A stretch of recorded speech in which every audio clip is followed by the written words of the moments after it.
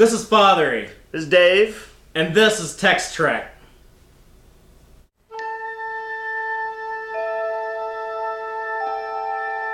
Engage.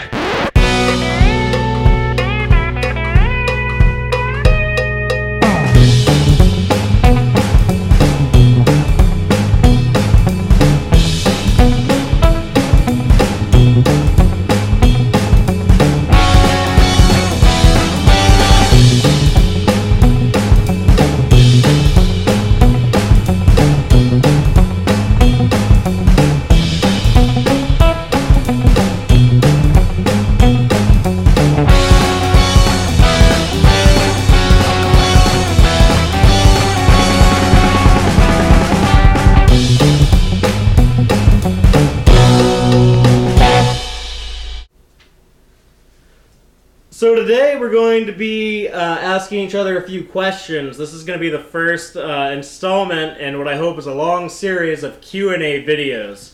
This kind of goofy top 10 questions, or not top 10 questions, but just a quick call and response type questions. Right. Yeah, we've come up with some questions for each other.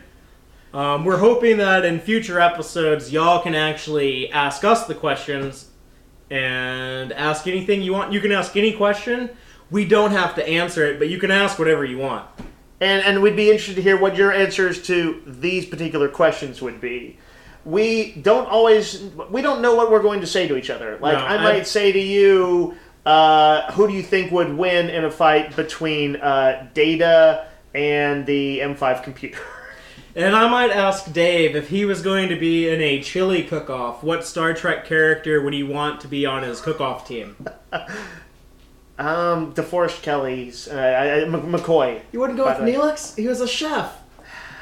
You know what? I as someone born and bred in Texas, I feel like I just feel like that. I want somebody from Earth. They often made out that Neelix had. We should get on to the questions. Yeah. So let's jump to it. There might be some change of look here. That things might have been shot in a slightly weird order. Right, there's going to be some time warping going on. We're doing a warp 9.9 around the sun. So we're actually going to flash back later to some previously asked questions recorded on the same night we recorded our first episode. But mainly just enjoy the ridiculous questions. For sure. So speaking of ridiculous things, Dave, are we ready? Would you like to ask the first question? Let's do it. I need to know who is your Star Trek crush. Okay. It was the character that I'm not sure how familiar you are with, but it would be... Wait. Before you even say it. So we're going with, there are, ongoing characters. There's, Deanna Troi, was a common one, or Crusher, or Dax. These are all people who you could do. But yours is somebody singular. Who do we got? She was on multiple episodes. Oh, okay. She had a recurring role on Deep Space Nine, and it was Lita, the Dabo girl, who married Rom, played by Chase Masterson. Who, when I went to a convention in Plano, Texas, when I was a freshman in high school when I saw her. But perfect time for horniness. Yes, and I actually bought an autograph from her, and I remember her signing the autograph and then leaning forward in a very low cut shirt. I still have that mental photograph in my head. But yeah, Chase Masterson as Lita. What is Dabo Girl? What is that? She spins the Dabo wheel in Quark's Bar, which it's is like a roulette wheel. Yeah. Okay. And then when somebody wins, you yell Dabo. Nice. Clearly, by the way, the biggest gap in my Star Trek knowledge is DS9. I'm working on it. We're gonna get them caught up on it, though. We're working on it. So, your biggest crush in Star Trek? This is... mine is a one-episode character. I could probably say... I could go with I did have a thing for T'Pol on Enterprise. But that's not who my answer is. My answer is Tasha Yar's sister, Ashara Yar, from her scary-ass Planet of Gangs and rape gangs. Yeah, that was... That was one of those weird early season dark. That was a fucked planet. It was. But when later on, after Yar died, when they went down and visited the planet, because some Federation people had crashed there, they had to deal with the gangs that now control the planet. There were two sort of central factions that ran it. She was with one of them, and she, they did that thing where she, there was a big question of could they trust her or not? Was she as honorable as her sister? But to 13 or 14-year-old Dave, mainly it was about the hotness. She looked sort of like, I'm going to say she looked a little like Linda Hamilton. You can Google her, people. I would say she's hotter than Linda Hamilton. I agree. And for people who were in this hardcore these gangs, they were she wore this kind of 80s leather jacket jumpsuit thing with a low cut blouse or something. It was. They looked like a very white boy gang. I hate to say it. They were not super threatening on that level. But I actually thought the actress was good too. But I'm gonna be honest and just say just raw physical attraction. Ashara Yar, people. I don't know if they ever did anything with her in the books and comics and stuff. But not that I'm aware of. Because she was so connected with such a principal character, I feel like there was actually more to explore there. She had an interesting moral ambiguity thing going on. I wonder if that was part of her creation, if they thought about maybe using her more, if they weren't going to be able to use Tasha. But then they ended up using Tasha anyways. Right, Spoiler they found alert. a way to get her back in. All right, what's your question, Father? If you could have any piece of Star Trek technology, and you could have it as part of your daily day-to-day life, it would be yours, you could use it, what would you want? Are we including the holodeck? A holodeck's included. Man, because the tricorder, I mean, this basically is a tricorder, I understand, but it doesn't make as many sounds as a tricorder. But as someone who does role-playing games and stuff like that, how can I not say the holodeck? I feel like I've never thought of that application for a holodeck. That's pretty brilliant. I'm also I'm not even going to go into the fact that I could program Tasha Yar's sister into the holodeck. I'm not even going to touch on that. I'm just going to say, you could throw yourself into any novel, movie, scenario you wanted. You could just be I want to play cards, but I want to do it on the deck of a ship going on a Caribbean cruise. So, as cool as the tricorder seems as an overall usefulness, and that was my first instinct until I thought of the holodeck, I'm going with holodeck. What's your answer to your own question? You should be just a phaser so I can kill somebody. That would be convenient, but it does hide evidence. Yeah, you could vaporize If things. I was going with a Hitchcock style, how do you plan the perfect murder? I think CSI, I doubt they could trace somebody killed by a phaser or a disruptor. Yeah, or if you set it on disintegration, yeah, and atomize them, then. But you could also just stun people periodically. That would also be convenient.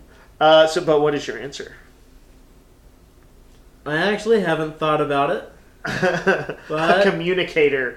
We can never possibly have if I could have this handheld device I could keep in my pocket and pull out, and it would allow me to communicate to someone who's at a different location than where I'm at, that would be really handy. But I think What if you could just tap your boob and... Oh, yeah, the... futuristic. Yeah, I have the comm badge pinned on, and... Yeah. But no, I think I'm going to go with the medical tricorder, just because you could be oh yeah, you have cancer, you should go to the doctor and get that checked out. Yeah, I feel like it could probably walk you through treating somebody for cancer. So, yeah, that's a pretty good one. Not as prurient as mine. All right, let's do our next question. Okay, is there an episode that you originally didn't like, but then you warmed to it? I know this kind of out of nowhere. You should probably go and review every single episode. We'll pause the tape while you watch every single Star Trek episode. There's 700 episodes of Star Trek. But there must be one that you didn't like initially, and you're just I don't know what people are liking about this, or you just thought it was crap, and now you like it. I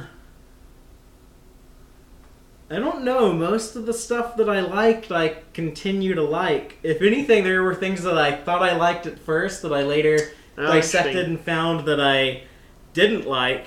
Well, maybe I should answer this question, and I'll ask you an alt question, because I definitely, I was not. I had my issues with Star Trek: Next Generation as I was watching it. Yes. So I'm going to say the episode following the Borg, the first Borg two-parter, which was called Best of Both Worlds. Yep. I think it's called Home. Picard goes back to his family vineyard. Mm-hmm. He meets his brother. They're estranged. They have some problems.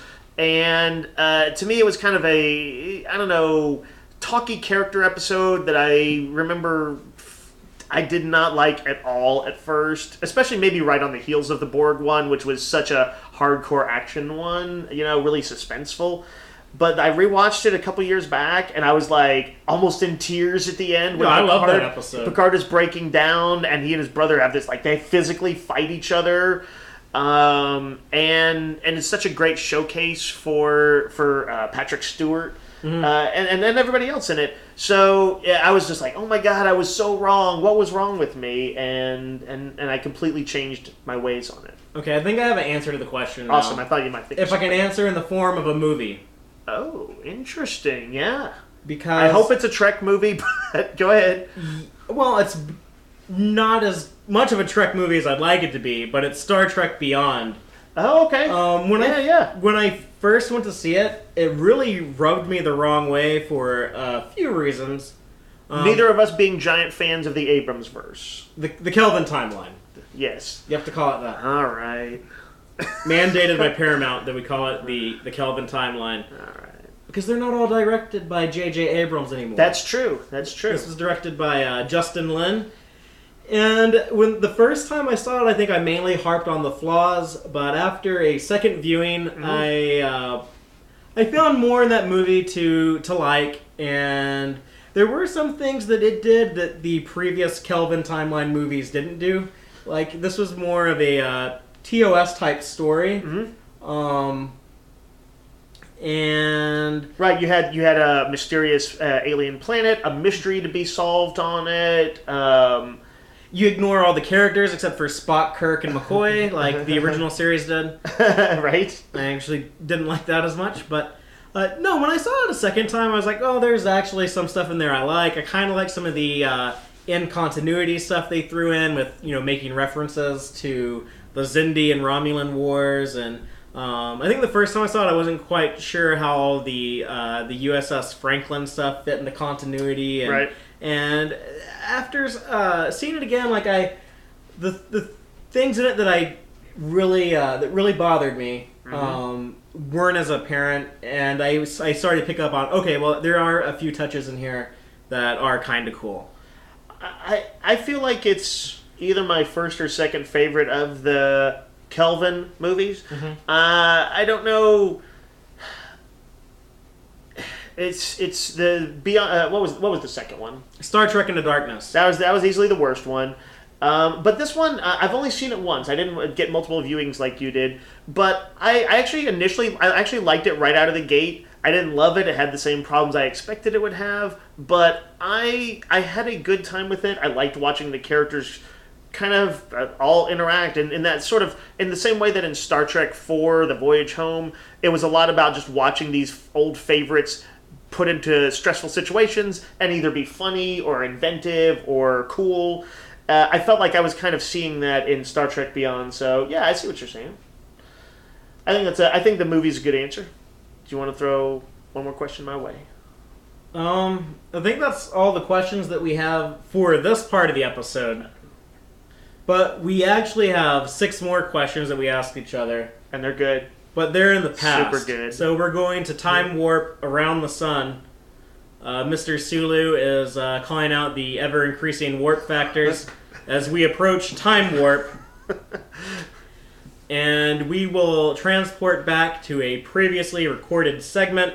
If you're watching this on video, you'll see that our clothes are about to change. We're about to just jump completely back in time. And if you're listening to it on audio, you probably won't tell, and we didn't even have to explain this. But, yeah, we have 6 more questions, and then we'll check back up on you. Alright, here's my first one. Do you have a favorite piece of Star Trek music?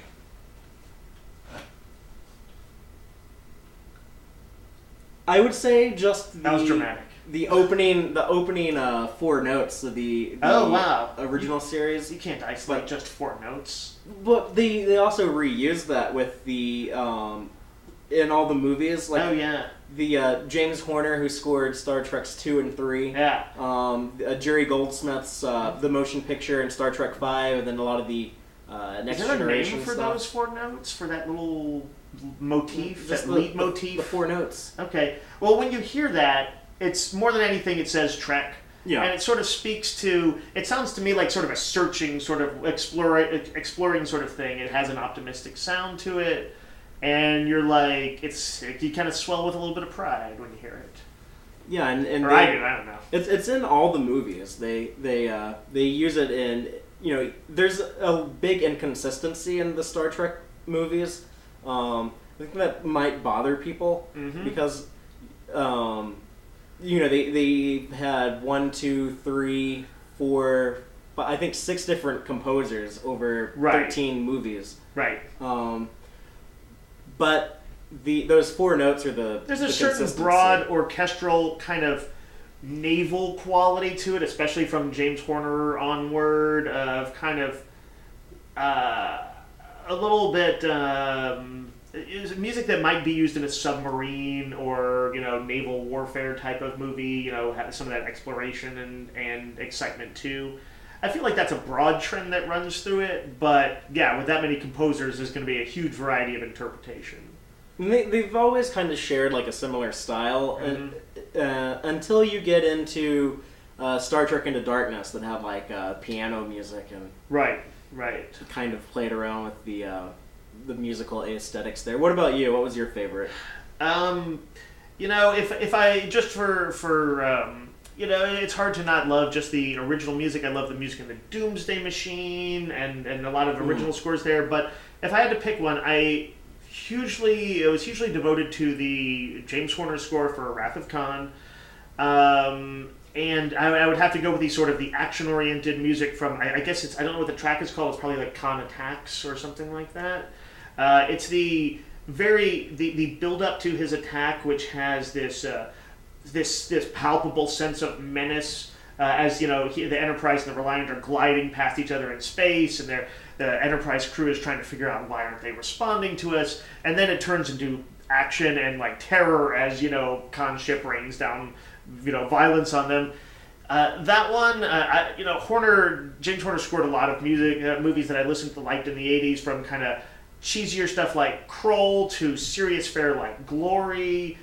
He was all over it. I think he's known to have been something of a musical thief, often taking very close stuff from classical music. But to me, I just know that it sounded cool, that it stirred me. I also love his when the Enterprise is leaving space dock music, and that's very naval sort of in its flavor. Sure. But if I had to pick one, I'm gonna say the Khan Attacks one, which is very not Star Trek-y, but I love the music. All right, throw a question at me. Bounce something my way. Who do you think you relate to the most? I thought about doing this question. Who would you want to be in Star? Because I'm thinking they're probably not the same person. No. Like, who do I relate to? It's probably like Barkley or something like that. I actually feel like that, like, the person I am might be closest to Geordi. And why is that? That's who I am. You know what? I feel like I'm pretty good at the things I do. But like socially awkward, like so many geeky, nerdy types, I was kind of socially awkward. I feel like in some ways not as socially awkward as he was. Poor Geordi. I remember the actor was a little bit ticked that he felt it was a little emasculating that his first girlfriend was a holiday girlfriend. Yeah, he didn't like that the black man on their show couldn't get laid, but the android could. Yeah, but so they changed that. They had a whole story about like him becoming more confident. Right. But that's if I had to pick one, and like he's not like a favorite character of mine. I kind of tend to like the Kirk, Spock, McCoy guys best. But that's who I might feel closest to. Who I would most want to be. I probably like the confident guys. It's probably going to be like Kirk or Riker. Yeah. I might say that realistically, I like Kirk better as a character. Riker might be a little bit more balanced as far as like who I would actually want to be. So I'm going to say Riker. Okay. Who do you got? I would also really like to be Captain Kirk. Yeah. But who I am most like, it's probably I've actually had like a friend tell me that I would be Dr. McCoy if I was anyone in Star Trek. That's what I had pictured in my head. Just because I was like, if you say like Janeway or something, I'm going to be like, nope, you're McCoy. Yeah, he was the because you're pig-headed. Yeah, let's be honest. But you've got some of that. I'm grumpy and complain a lot. Yes, apparently. But McCoy was also known for his empathy. You know, he was like he led with his heart. You know, he was the heart. A bleeding heart. Yeah, he was the heart to Spock's kind of cold emotion sometimes. But I think I could also relate to the character Morn from Deep Space Nine, who was just pretty much just a set piece. He just sat at the bar and drank and never had one line of dialogue. Wait, which guy? His name's Morn, and he would just sit at the bar at Quark's. And, he never spoke. He's just like an extra in a suit. Oh, wow. But was he like always in there? Yeah, he's actually in the first episode in Emissary. And then like they play around with it. Like they will often like refer to things like, oh well, Morn told me about this, and, but you never cool. actually hear him speak. There's an early episode where he laughs, and I think that was before like they came up with the idea of how to use them. But you know, if this was Star Wars, you know, there'd be like a few books dedicated to him. There'd definitely be an action figure. Did they make an action figure? I'm fairly certain there is. I know that they made a ton when they were doing them in the 90s. Yeah. Yeah, the 4-inch figurines. They had one of like every costume. Oh man, it was crazy. It was crazy. I was working at a Toys R Us at the time those were coming out. I wasn't buying any of those, but I did buy the Evil Spock Mirror Universe one. Because I have that toy. I don't know where it is, but I have it somewhere. I felt that if anything was awesomely emblematic of Star Trek, it was Mirror Universe Spock. You get like the awesomeness of Spock. You get the awesomeness of the Mirror Universe. You get the awesomeness of Goatee. You're looking up something, so I'm gonna look at another question I've got here. Let's see. Oh, okay, this should be fun. What do you think is the coolest Star Trek bad guy ship design? Bad guy ship design. As you can tell, like I really like the ships in Star Trek and the designs. These are all models that I constructed.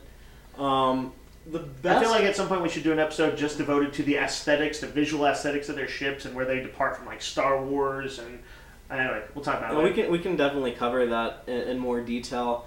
I really like the that I know you like it also, the Klingon D7.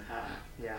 And then later the Katinga class, which they used first seen in the motion picture. Yep. And then they use that also in the Next Generation and Deep Space Nine. Yeah, it's an amazing ship. It's funny, whereas I tend to think of Star Wars ships as being a little bit, their fighters as being kind of like jet fighters, and the Millennium Falcon as being kind of compact, and same for Star Destroyers. As you jump over to Star Trek and you've got these kind of like long necks to things, little connectors and stuff that to nacelles.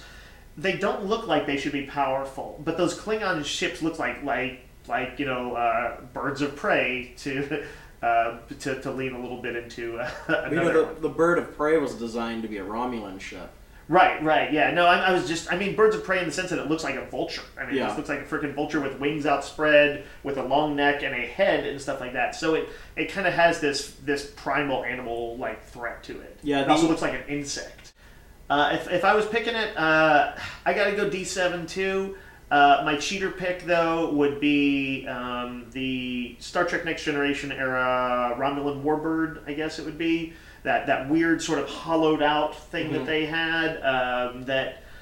I just love the design on that. It was another one where I thought there's nothing else that really looks like this. It felt as innovative as the classic Trek designs, but different. It looked like a bird, but it was like a behemoth too.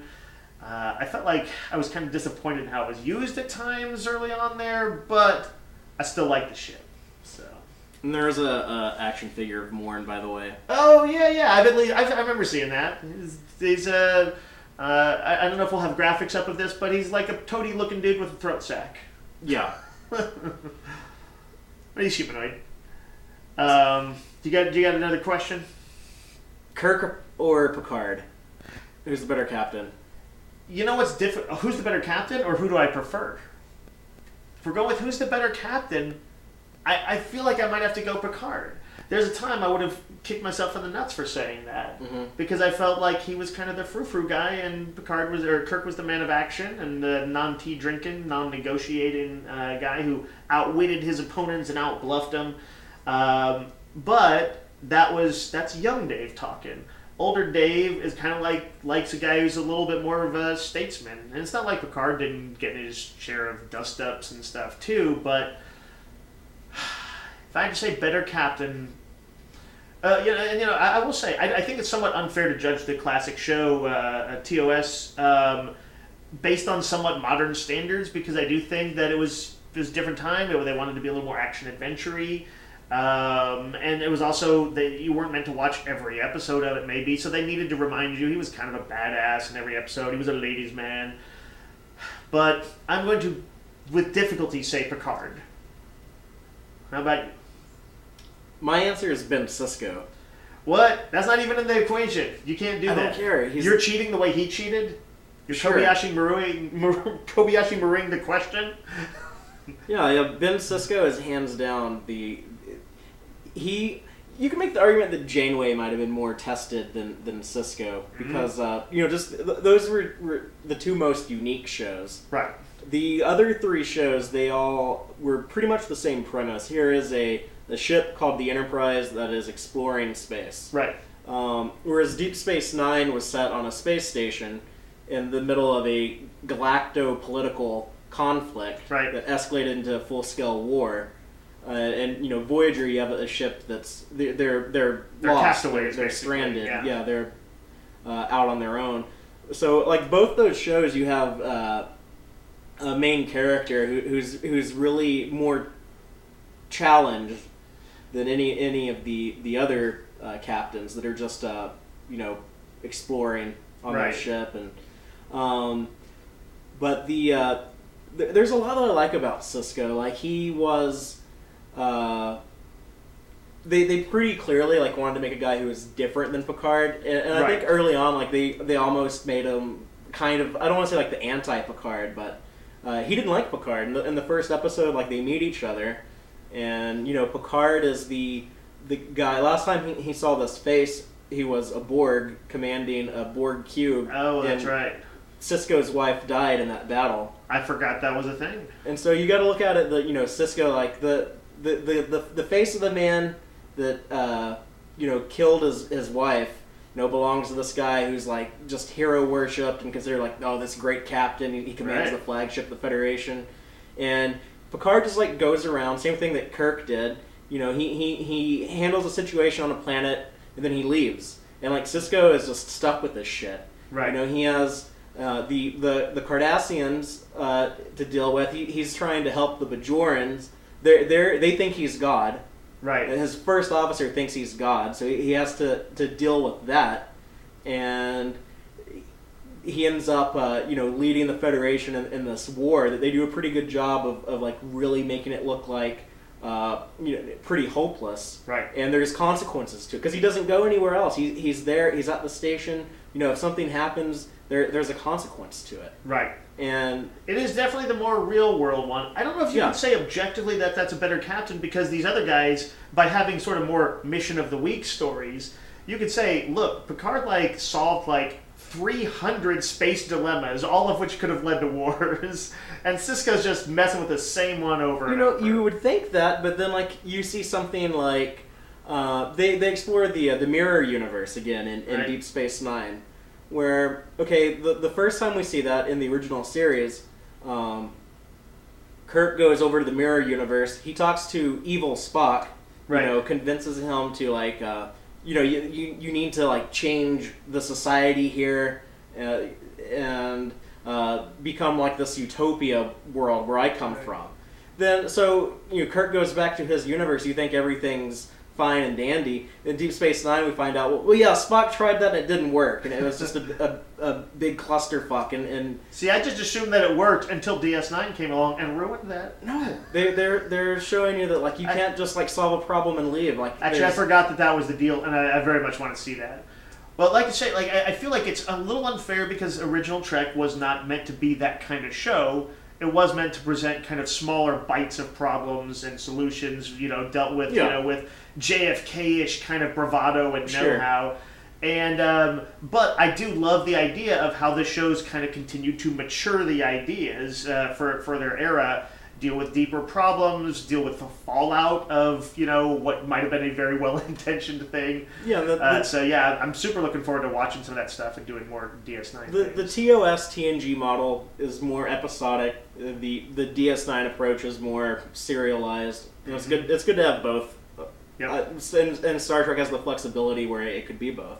I have a ridiculous question for you. Okay. Who do you think the Jar Jar of Star Trek is? Oh. I have a couple possibilities in my mind. Jar Jar's pretty bad. I don't know. It's kind of mean because like whoever I say it is. I'm gonna give you some choices. You may know some other ones to throw in there from stuff I haven't seen. Neelix. I knew Neelix is gonna be on there. Wesley Crusher. Troy's mom, Black Santa. Yeah. Troy. Maybe Barkley. Some people love him, but the dude's annoying too. And that's all I've got. I don't know I don't know if there's anybody else. I'm actually going to go with. I think the character is called Keenzer, but he's the short little alien in the Kelvin timeline movies that I was out with Scotty. Scotty's little buddy. Yeah. Now you have to pick somebody from the show. There was actually this one episode of the Next Generation where they were going to add this screwball comedic character that worked in engineering, and I think we only see her in 2 different episodes. She spills coffee on Picard when he's down there talking to Geordi, and then we see her.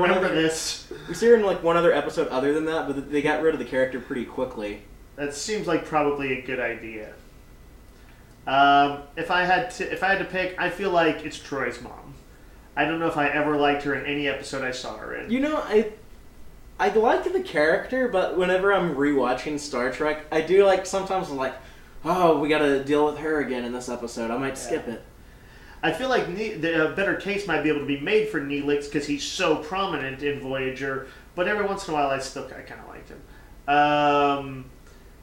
But yeah, I remember Peter David did some okay stuff with her in the books. So, I will allow that the character has possibilities. But yeah, those shows are a little bit rough for me.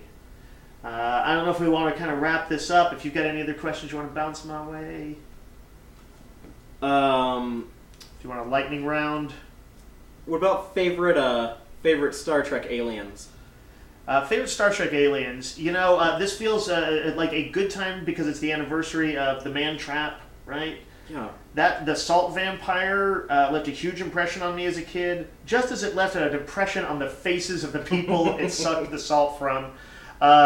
Always in the closing credits of every episode, so you get to see that creepy design. But it was like this creepy space sea hag looking thing. It was an early awesomely creepy alien. I'm gonna say also I love the Horda, little blob scabs from the original series, and Vulcans of course are amazing. But yeah, it's just favorite alien. Do I have to pick one? Sure, pick one.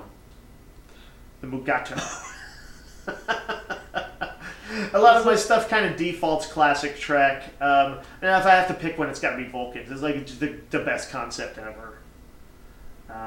If I'm picking a monster alien, I'm going to say the Horda because they introduced a Horda character in the novels in the 80s, and I always thought that'd be cool and wish they had done that in the movies. Something a little less human. I'm hoping maybe the Discovery might do something like that. Well, Discovery, they could do it with a different alien, but they can't do it with the Horda. Because Discovery is before they. Right. It'd have to be something kind of different.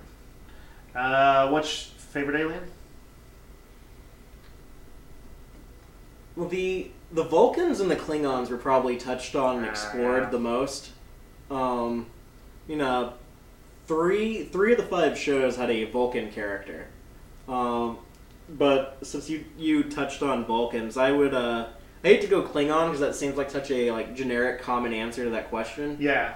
And there's probably more... to some degree, that's only because they've become so iconic.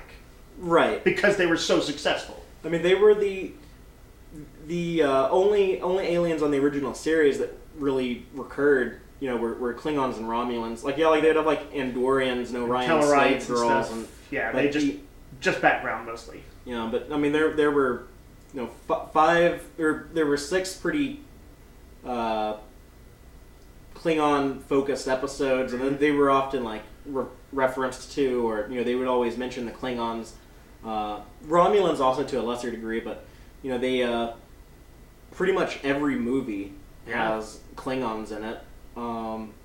The character Worf was on the Next Generation and Deep Space Nine. Mm-hmm. So they definitely used Worf a lot in how the original series would use Spock as a vehicle to explore Vulcan society and stuff like.